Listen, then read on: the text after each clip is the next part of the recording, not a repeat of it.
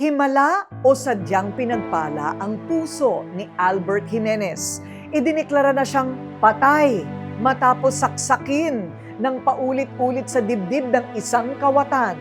Pero sa hindi malamang dahilan, ang puso niya biglang nagliwanag at muling tumibok.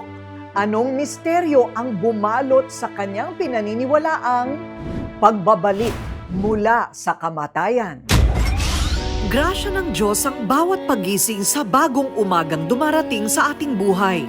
Ito ang napatunayan sa sarili ni Albert matapos niyang pagdaanan daw noon ang kamatayan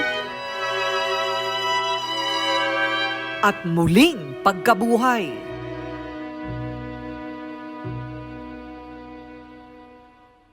Tuwing magpapasko noong kabataan ni Albert, lagi niyang inaabangan ng mga kwento ng kanyang lolang religyosa. At dito nabuksan ang daan para makilala at mapalapit ang loob niya sa Birheng Maria at Panginoong Hesukristo. Kinuwento sa akin ng lola ko yung apparition ng Our Lady of Fatima. So para bang na-inspire ako nung sabi ko, magpapakabait ako kasi gusto kong makita si Mama Mary. Hilig ko ng laro, hindi nakatulad dun sa mga bata. Laro ko nun pari-parian. So, misa-misahan kunwari. So, yun yung parang laro ko nun. Maagang naitanim sa puso ni Brother Albert ang kanyang pangarap na maging pari at maalay ang buhay sa paglilingkod sa Diyos. Pero bago pa lang siya makapasok noon ng seminaryo, Abril ng 1993, isang trahedyang personal ang nagbanta na ang kanyang mga banal na plano kailanman ay hindi na matutuloy. 22 years old si Albert noon nang mas naging aktibo siya sa iba't ibang gawaing simbahan. Isang gabi, habang papauwi sila ng kanyang kaibigan mula sa dinaluhang fellowship, nakasalubong nila ang isang grupo ng kabataan. Dahil sa isang sombrero, nasaksak si Albert. So noong mga panahon na agaw buhay ka, ano ang nagaganap sa loob ng isipan mo? Sabi ko, nananaginip lang ako, hindi totoo itong mga nangyayaring to. Pagdilat ko, wala ako sa ospital.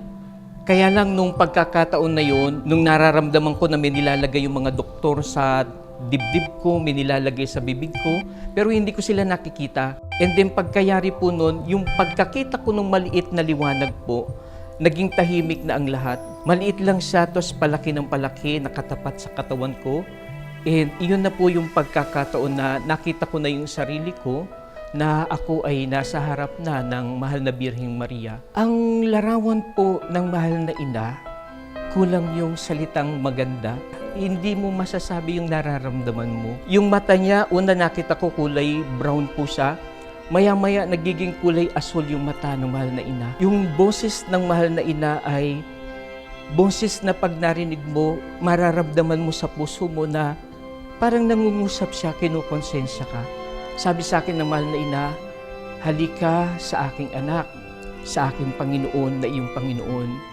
Pagkasabi niya po noon ay nakita ko sa harapan ko ang Panginoong Hesukristo. Katulad ni Maria, nakalutang din yung kanyang puso. Yung sinabi ni Jesus na ako ang buhay at pagkabuhay. Sino mang manampalataya sa akin, bagamat mamatay, ay tunay na muling mabubuhay. Yun yung magpahanggang ngayon ay nakatanim po sa aking puso.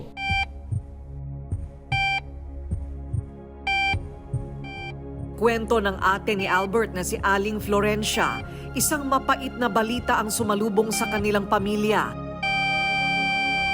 Idineklara ng mga doktor na patay na ang magpaparisa ng miyembro ng pamilya Jimenez. Lahat kami talaga nag-iyakan.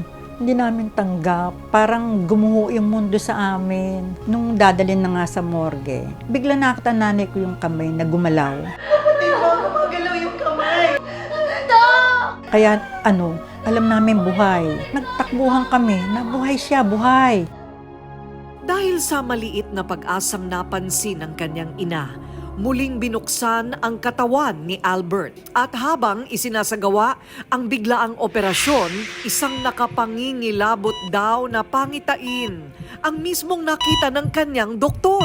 So nagkaroon ka na ng malay pagkatapos ng surgery, ng operasyon. Opo, ma'am. Pagkadilat ng mata ko, nakatitig sa akin yung doktora.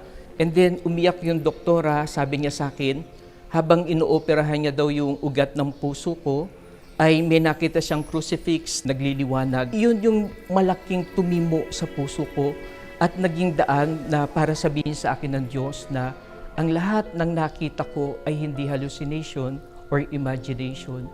Binigyan ako ni doktora ng rosaryo. Tinatanong niya ako kung ano yung itsura ni Mama Mary, ano itsura ni Jesucristo. Ano ang sinabi ng nanay at kapatid mo tungkol sa nangyari?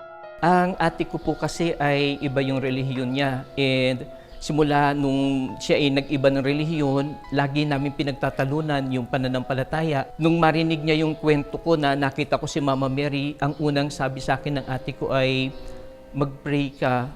Si Satan yon, dinideceive ka lang ni Satan. Pero ako na nakakita at nakaramdam, alam ko sa sarili ko kung sino yung nakaharap ko. Kinabukasan lang matapos madugtungan ng buhay ni Albert, muling dumaan sa pagsubok ang pamilya. Hayop kayo! Nang atakihin naman daw ng tila Diablo ang kaka-opera pa lang na katawan ni Albert. Anong nangyari? Para kang sinaniban, pero hindi ba ito maipapaliwanag ng siyensya o ng mga doktor? Dala ng sobrang taas ng lagnat, iyon po yung pagkapaliwanag ng doktor. Iyon yung dahilan kaya po ang ate ko ay nabahala na po sa sitwasyon ko.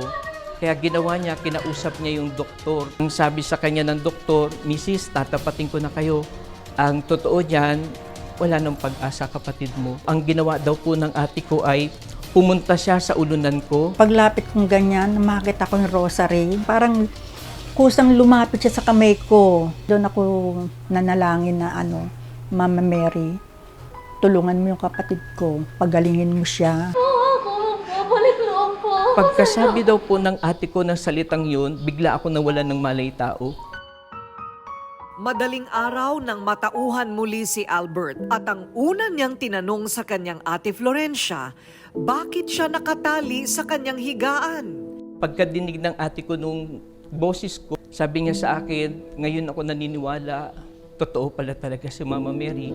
Sabi niya, palakas ka, pagaling ka, pag magaling ka na, sama-sama tayong magsisimba at magpapasalamat sa Diyos. Hindi inaasahan ni Albert na sa ikatlong araw ay makikita niya ng harapan ang hindi inaasahang bisita. Ang tao na muntik nang umagaw sa kanyang buhay at mga pangarap. Ano ang inisip mo nung makita mo yung salarin? Pinakita ko yung bituka ko nakalabas, pinakita ko yung biyak ng tiyan ko. Stitches po, 29 stitches siya. Sabi ko, mapalad ka pag ako'y nabuhay kasi patatawarin kita at ipagdadasal kita. Pero pag namatay ako, kawawa ka kasi walang mananalangin para sa iyo. Ibinigay ko sa kanya po ng buong buo yung pagpapatawad at paglimot. Tumagal ng halos 1.5 buwan si Albert sa ospital bago siya tuluyang gumaling. Kahit may edad na, pinilit niyang makatapos ng kolehiyo bago siya pumasok sa seminaryo.